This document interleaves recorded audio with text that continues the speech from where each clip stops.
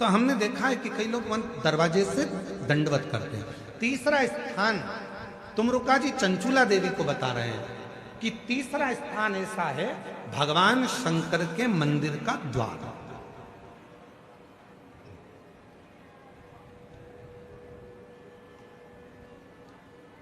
शिव मंदिर का द्वार।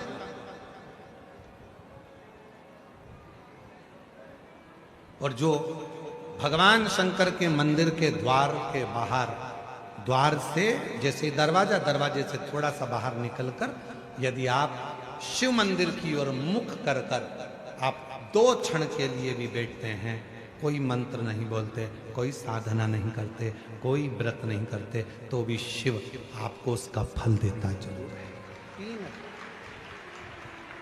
3 कौन कौन सी 3 जगहें जम के बोलेंगे सभी। पहले नंबर का नंदी का जहां चरण उठा है उसके पास। दूसरे नंबर का जहां जलाधारी पानी बहकर जाता है उसके ठीक विपरीत की ओर, जलाधारी की ओर। और तीसरा स्थान शिव के द्वार।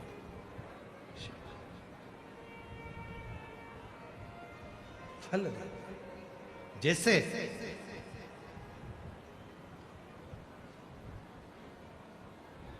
एक नारी के गर्भ में अगर कोई गांठ पड़ जाती है, चेस्ट में गांठ आ जाती है, कोई पुरुष कोई नारी को अगर शरीर में कहीं पर भी गठान हो जाती है, कहीं पर भी गांठ पड़ गई, डॉक्टर को दिखाने जा रहे हो और मन में भ्रम उत्पन्न हो रहा है कोई बीमारी ना लग गई हो, शरीर में कहीं पर भी गांठ हो जाए, कहीं पर आप प्रयास करो।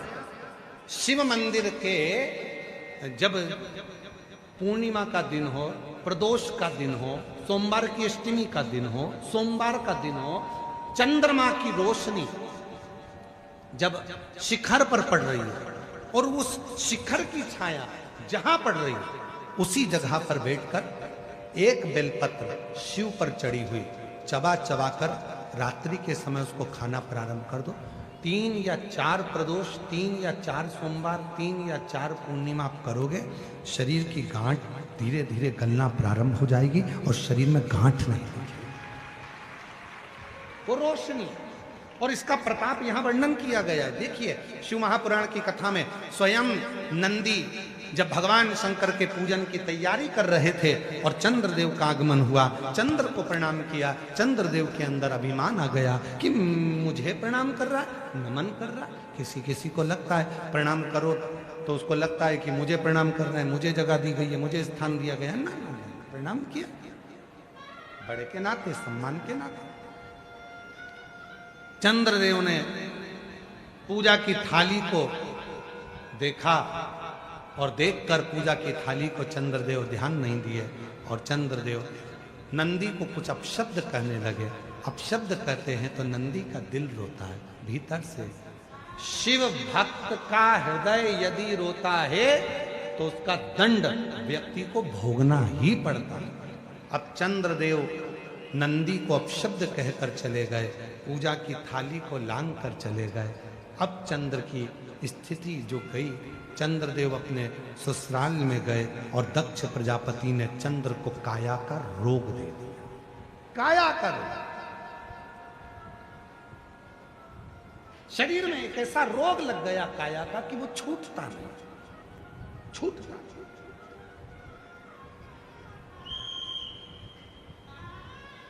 कई बार बच्चे जन्म लेते हैं, बुद्धि का विकास नहीं हो पाता, शरीर का विकास नहीं हो पाता, हाथ पैर से कमजोर रहते हैं, पलंग पर सोए रहते हैं, बॉडी काम नहीं करती है, बच्चे चल नहीं पाते हैं, दौड़ नहीं पाते हैं, बैठ नहीं पाते हैं, भोजन नहीं कर पाते हैं, सुन नहीं पाते, बुद्धि का प्रयोग नहीं कर पाते। उनके लिए ये चंद्रशेखर शिव महापुराण की कथा कह रही है। डॉक्टर का इलाज करवाओ, डॉक्टर शिव का रूप है, वो जैसा बताएं वैसा भी करो, पर साथ में एक चावल का दाना, एक सफेद दुर्वा, दूबा में ही बगीचे की दुर्वा जो लगती है उस दूब में ही एक सफेद दुर्वा भी लगती है, सफेद दुर्वा, एक चावल का दाना, एक सफेद दुर्वा और एक कनेर का फूल, ये तीनों शिव जी के मंदिर में प्रदोष के समय पर चढ़ाना प्रारंभ करिए। दुर्वा लेकर आ जाओ, चाने का जो चावल का दाना है वो लेकर आ जाओ। चावल के दाने को पीस लो, चावल के दाने को पीस लो और पीस के उसमें दूध का लेपन, थोड़ा सा 2 बूंद दूध का, गाय का दूध मिल जाए तो उसका लेपन कर कर बच्चे के हृदय पर त्रिपुंड उसी चावल के दाने के दूध का लेपन करें। और जो दुर्वा लेकर आए हो उसको पीस कर जो उसको भोजन देते हो उस भोजन में मिलाकर उसको खिलाइए। धीरे धीरे बच्चे का आप देखेंगे कि वो खुद उठने का प्रयास करेगा, हाथ पैर चलने का प्रयास करेगा, बुद्धि काम करना प्रारंभ करेगी और बच्चा एकाग्र चित्त का होता चले जाएगा, विवेक का। कुछ प्रदोष कर देखिए, कुछ। और ध्यान रखें, प्रैक्टिकल जरूर करें। प्रैक्टिकल का जमाना है, बिना प्रैक्टिकल के काम नहीं चलता। प्रयास आपको करना है। अपने कपड़े की बटन अपने को लगाना है, अपना भोजन अपने को करना है, अपनी खांसी अपने को खांसना है, अपनी छींक अपने को छींकना है, अपना सिर दुखे तो गोली भी अपने को खाना है। तो व्यवस्था भी आपको करना है, कर्म आपको।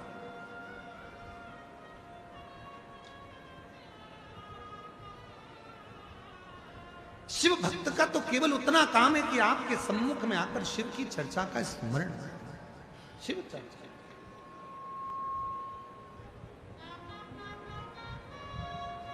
शिव कथा कर, भगवान शंकर का चरित्र कर।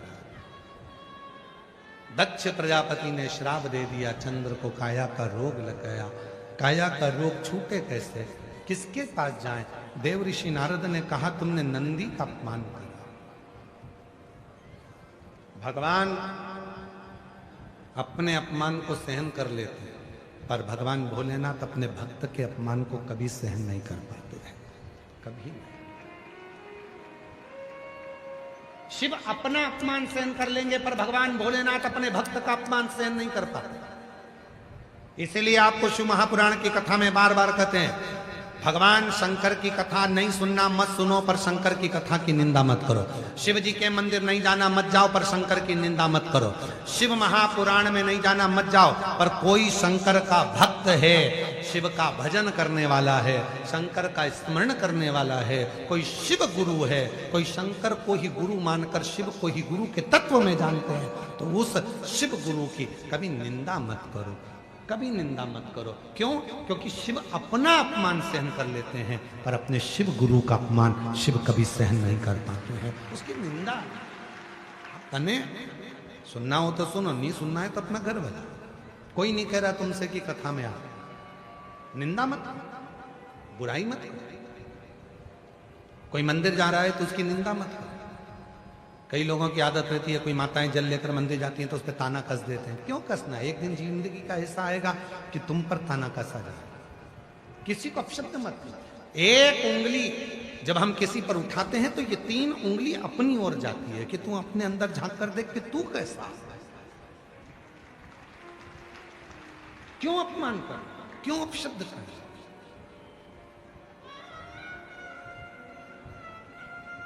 महाराज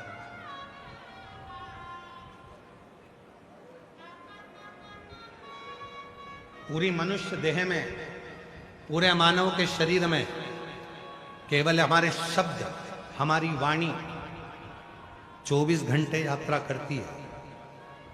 मानव के शरीर में केवल हमारा शब्द, हमारी वाणी ऐसी है जो 24 घंटे यात्रा करती है। शब्द, इसलिए कहते हैं वाणी ऐसी बोलिए जो मन का आपा खोए।